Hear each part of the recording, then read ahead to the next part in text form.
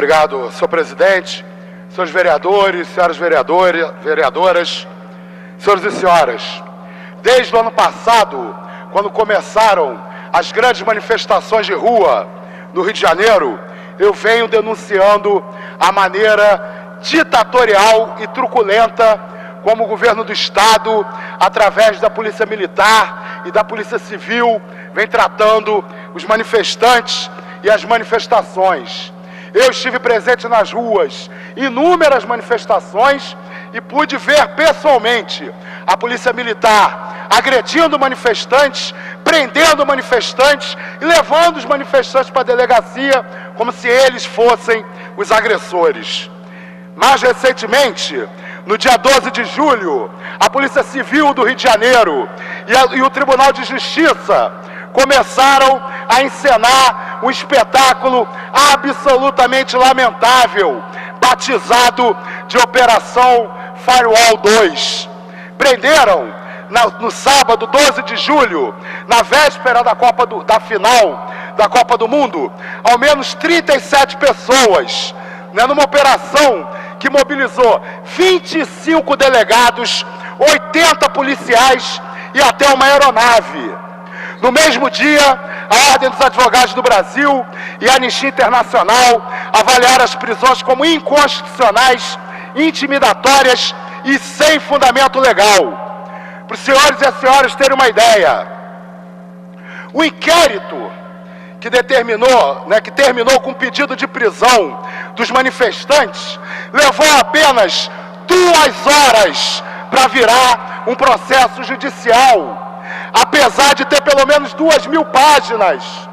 Às 18h06 de sexta, a Polícia Civil confirmou a reportagem da Folha de São Paulo que havia enviado o inquérito finalizado ao Ministério Público. Exatamente 1 hora depois, às 19h06, o Ministério Público divulgou nota informando que havia oferecido denúncia contra os ativistas. Senhores e senhoras, pasmem, 20 minutos depois, o juiz de primeira instância, Flávio Itabaiana, ordenava a prisão preventiva de 21 denunciados.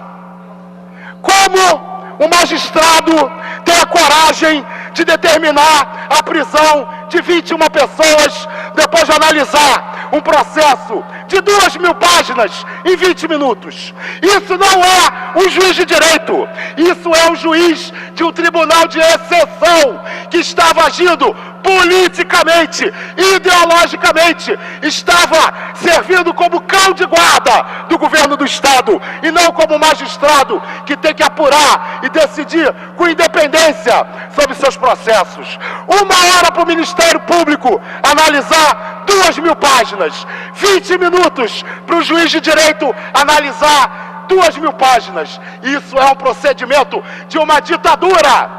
A polícia fez inquérito, o Ministério Público e o juiz de primeira instância apenas referendaram o inquérito, sem analisar, sem ler. Em 20 minutos não se lê 2.000 páginas de um processo, muito menos com a atenção necessária para se tomar decisões que determinam entre a liberdade e a prisão das pessoas. O desembargador Ciro Darlan, que concedeu habeas corpus aos manifestantes por falta de fundamentação na decretação da prisão, afirmou: aqui no Brasil, prende-se e depois verifica-se se o camarada merece ou não a prisão. Eu tenho apenas uma correção para fazer ao desembargador Ciro Darlan. Isso acontece quando o cidadão é pobre, quando o cidadão não tem acesso pelas portas dos fundos aos gabinetes dos juízes, dos promotores e dos delegados. E de fato, um relatório divulgado no dia 30 de julho pela ONU aponta que quase metade dos presos no Brasil aguardam julgamento, ou seja, tratam-se de presos provisórios. O informe da ONU, isso eu concordo plenamente, afirma ainda que a presunção de inocência que consta na Constituição parece que na prática foi abandonada pelos juízes. Juristas e especialistas do direito classificaram a decisão do juiz Flávio Itabaiana de pedir a prisão temporária dos manifestantes com base de que haveria sérios indícios de que está sendo planejada a realização de atos de extrema violência para os próximos dias, como exercício de futurologia, uma versão tropical do filme Minority Report, em que as pessoas eram presas antes do crime acontecer. Outros juízes acreditam que deveria ser arguida a suspeição desse juiz, quando o juiz é considerado inapto para julgar uma ação. Eu não tenho nenhuma dúvida, o juiz que julga o processo de 2.000 páginas em apenas 20 minutos está agindo com suspeição, está agindo de acordo com interesses estranhos ao seu exercício da atividade de magistrado. Mas não para por aí, vejam só, a principal testemunha do inquérito contra os ativistas, que sozinha, o único testemunho, serviu de base para o indiciamento e o grampo de telefones de vários indiciados.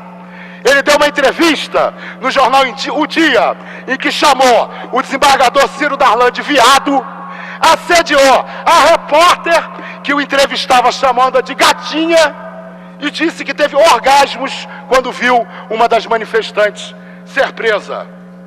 Tem mais coisa, houve grampo dos advogados, algo absolutamente ilegal.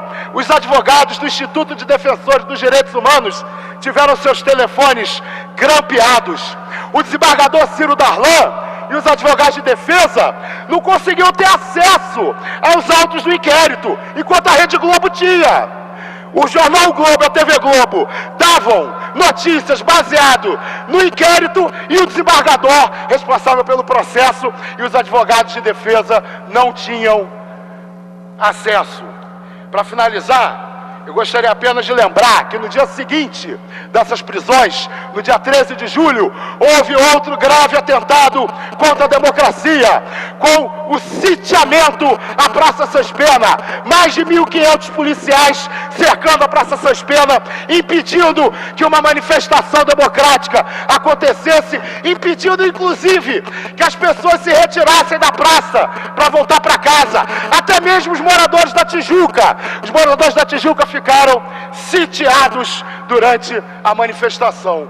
Em São Paulo, excelente, prometo que eu vou encerrar, o juiz, que julga o processo do Fábio Hideki Arano e do Rafael Marques Lurvarg, na sentença, o juiz cita que essa prisão é uma crítica à esquerda caviar. Democracia não é apenas eleições periódicas. Democracia é um regime político onde as instituições têm que funcionar de acordo com a lei e onde os direitos fundamentais são respeitados pelas autoridades. Democracia, cada vez mais, é um sonho distante.